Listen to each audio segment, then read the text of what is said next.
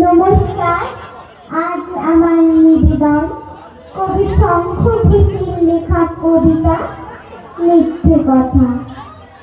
লোকে আমায় ভালোই বলে দিব্যি চরণ সেই, দোষের মধ্যে একটু নাকি মিথ্যে কথা কই।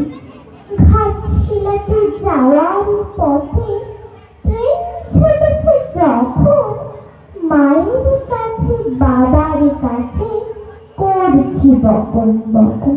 হঠাৎ মাঠের মধ্যে চরণ পেশাব গাছ, এক এক রকম ভঙ্গি চোখে এক এক রকম নাচ।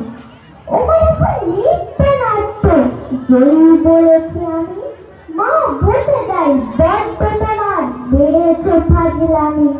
চিড়িয়াখানার নাম জানো তো? আমার সেজন্য এসো আদর করে দেখিয়ে দিলে পশুরাজের কেশর।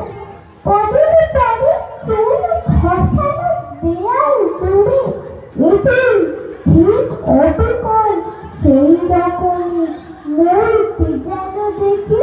ক্লাসের মধ্যে যেই বলেছি সুরঞ্জনার কাছে, জানিস আমার ঘরের মধ্যে সিংহ বাঁধা আছে।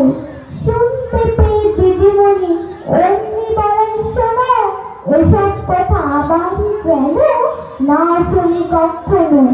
বলি না তাই সেসব কথা, সামনে থাকি খুব।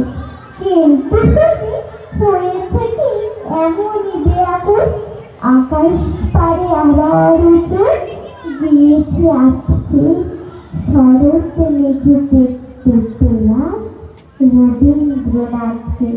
নমস্কার। ঘরে হাততালি খুব সুন্দর হয়েছে। ছোট্ট মেয়ে ক্লাস 5 খুব সুন্দর হয়েছে। আমরা এরপরে এতে চলে যাবো আরেকটি